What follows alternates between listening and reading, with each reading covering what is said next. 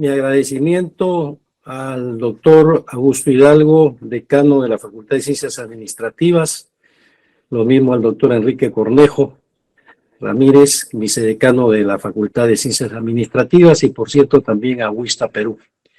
Y quiero también añadir un agradecimiento por la bondad y la amistad, la generosidad que ha tenido al mencionarme Juan Esquembre, gran amigo.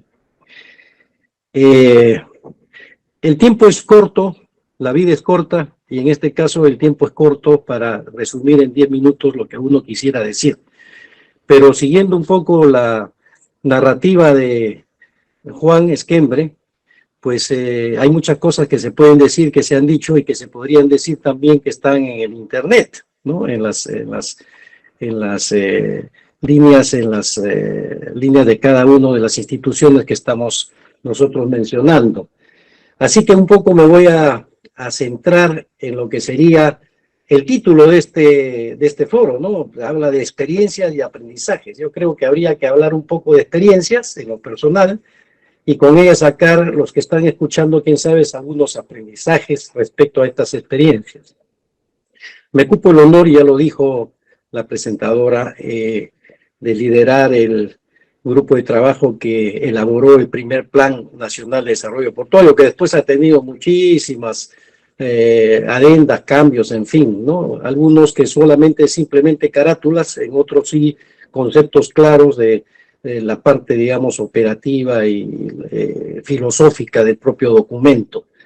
Y así es, pero por lo menos hay que dar el primer paso. El primer paso se dio con la ley del Sistema Portuario Nacional, la ley 27943, aquí en Perú, ¿no es cierto?, que fue elaborada pues en el Congreso con participación de múltiples personas, funcionarios, en fin, interesados también, ¿por qué no decirlo?, ¿no? Y salió una ley que no era una buena ley y que no sigue siendo una buena ley, hay que ir cambiando algunos conceptos.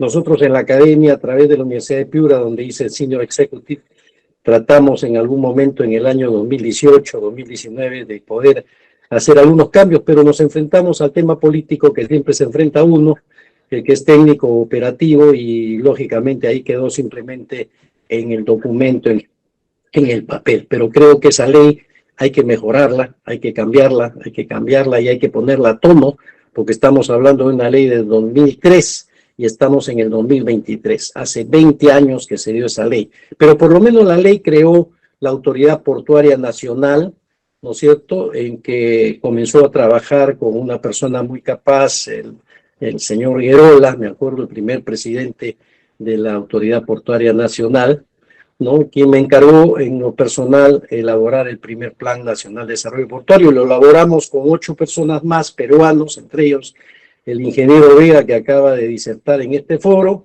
¿no es cierto?, y logramos sacar esa ley en 4 meses y un presupuesto, la sexta parte de lo que pedían algunas instituciones del extranjero, con un año y medio para elaborar esa ley. Así que la hicimos el Plan Nacional de Desarrollo Portuario.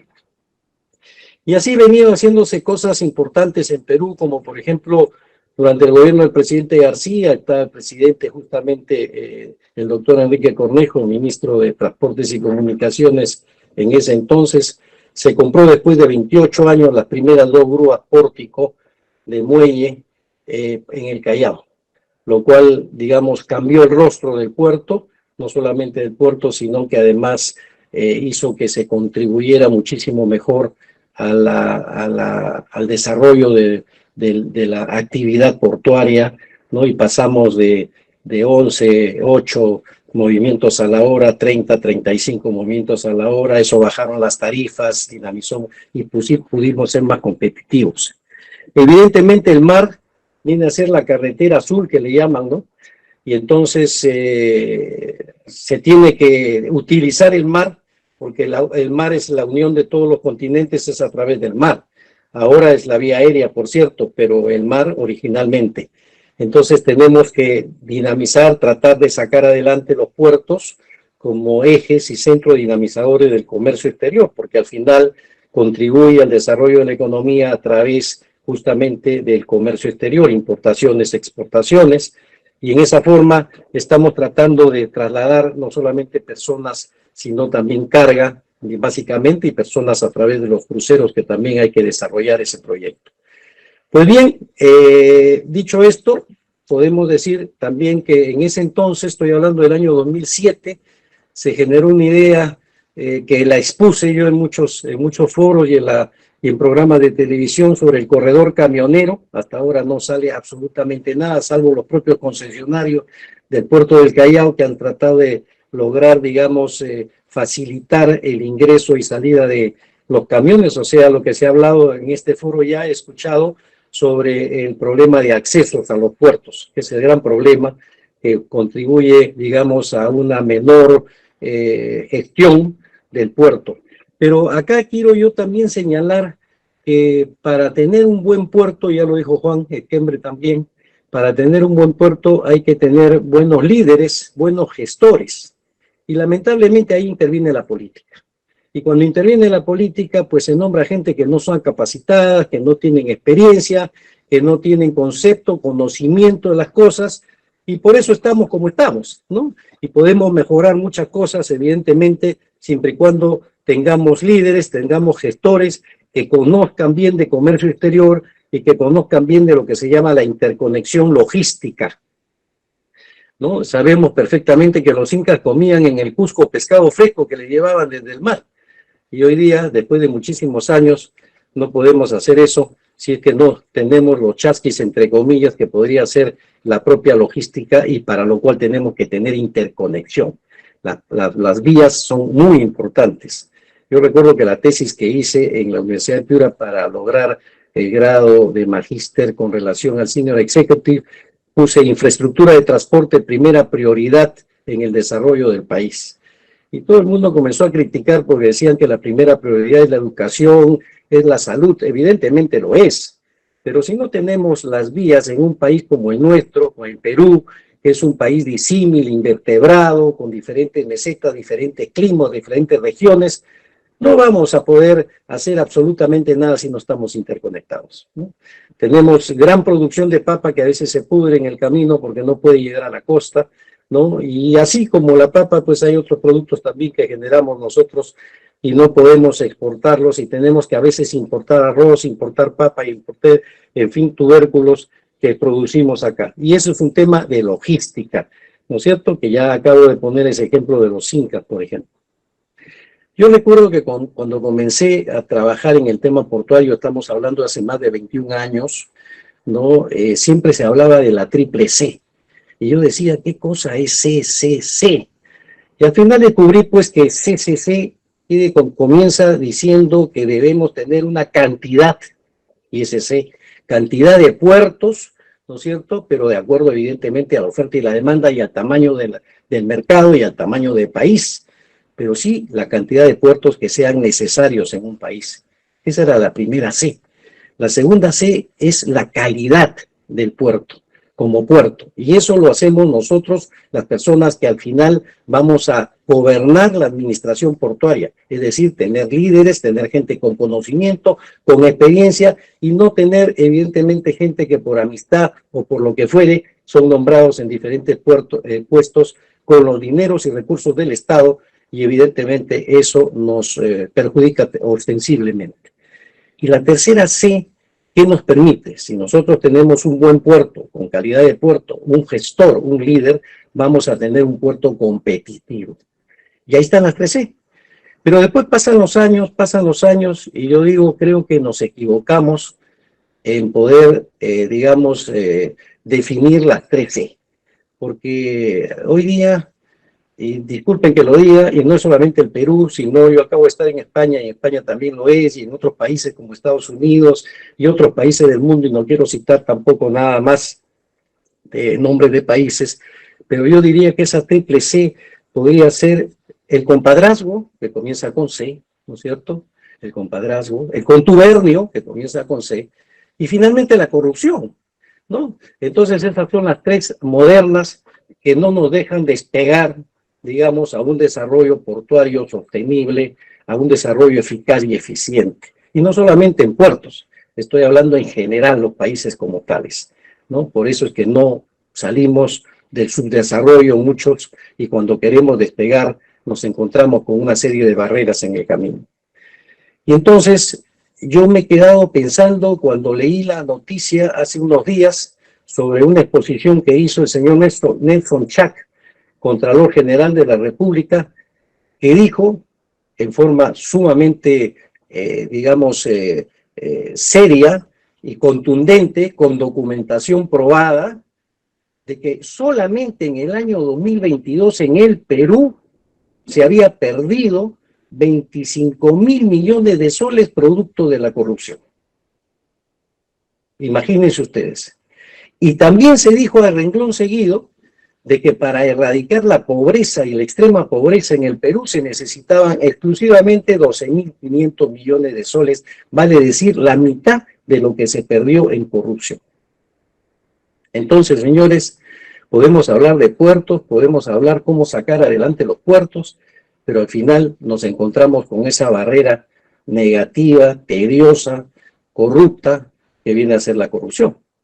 Y eso tenemos nosotros que lograr separarlo, porque además al final terminó Nelson Chac diciendo que solamente en el año 2022 se habían incluido 8.730 funcionarios del Estado en procesos que están ligados presuntamente a temas de corrupción. Entonces, esto pues nos lleva a pensar de que tenemos que hacer dos cosas. Una, pensar en los puertos, en cómo salir adelante. Ya se ha dicho acá, se ha hablado de diferentes puertos, de cómo están los planes maestros, los master plans, en fin, etcétera, etcétera. Pero tenemos que luchar contra la corrupción, tenemos que luchar contra la necedad de poder nombrar gente que no tiene capacidad, ni conocimiento, ni experiencia en el desarrollo, digamos, de liderazgo y de gestión en los puertos. Hoy día ya se puso la primera piedra en el Callao de la nueva base naval del Callao, lo cual va a dejar un espacio interno en la red interior del Callao, del puerto del Callao, donde se pensaba en algún momento un cuarto operador, porque hoy día tenemos tres, el DP World en el sur, APM Terminals en el norte, el terminal de minerales, son tres concesionarios dentro del Callao, y vendría a ser un cuarto. Pero después está, gestándose la idea de poder, potencializar el sistema del CIMA, el Servicio Industrial de la Marina, ¿no? Darle toda la posibilidad al CIMA para que pueda convertirse, y sin ser peyorativo, lo pongo en comillas, en el gran taller del Pacífico Sudamericano. Eso está unido, y se está diciendo además, y ustedes lo han dicho, en el desarrollo del gran puerto que se le llama ya Puerto Hub, que es el puerto de Chancay. Y China tiene muy claros sus objetivos, a pesar, y esto tampoco no es ironía, pero a pesar de los ojitos rasgados, China nos ve muy bien, con ojitos muy redondos, y sabe lo que quiere. Y China lo que quiere hoy día es Chancay, posesionarse en Chancay, que quiere decir América del Sur, ¿no? En donde se va a devaluar un poco el puerto de Long Beach, el puerto de Los Ángeles, como el hub en América, y de acá, de Chancay, pues utilizar ya las vías en contra, como se dice, del tránsito para poder subir hacia Panamá o bajar hacia Chile. Pero eso no es todo, eso no es todo. ¿Por qué? Porque además parecería ser una visión futura el pensar de que China, ¿no? Quisiera pasar por el estrecho de Magallanes y dar la vuelta al Atlántico a partir de justamente de Chancay. Eso no es una locura, eso no es un pensamiento loco, eso habría que tenerlo como una visión de futuro, porque creo que China va a ir dominando estos espacios marítimos dentro de muy poco tiempo. Yo no quiero avanzar más en el tema. También tenemos la Alianza del Pacífico, por cierto, en 4 países, ¿no es cierto? Perú, Chile, México, Colombia, y tengo entendido que vendrán unos nuevos adherentes a la Alianza del Pacífico, como son Ecuador, Costa Rica y Corea. Y eso nos hace pensar también de que hoy día están llegando al Callao, y eso ha llegado la primera nave, ¿no? Transportada esa nave por gas, ¿no? Ya no carburante, sino gas propiamente, ¿no? De 14.800 TEUs. Esa es la primera nave que ha llegado y consolida eso, las cadenas logísticas también más sostenibles. En consecuencia, pues, yo diría que lo de la base del Callao, lo del puerto del Callao en sí, lo de Chancay, lo del futuro de Chancay y futuro de China en América del Sur, hay que innovar, hay que gestar, hay que tener un centro de distribución logística, en fin, eso nos hace pensar también en que la visión de China, así como lo tuvo en Ancestros, con el estrecho de Malaca y la famosa ruta de la seda, pues tendrá una ruta de la seda a partir del Pacífico Sudamericano.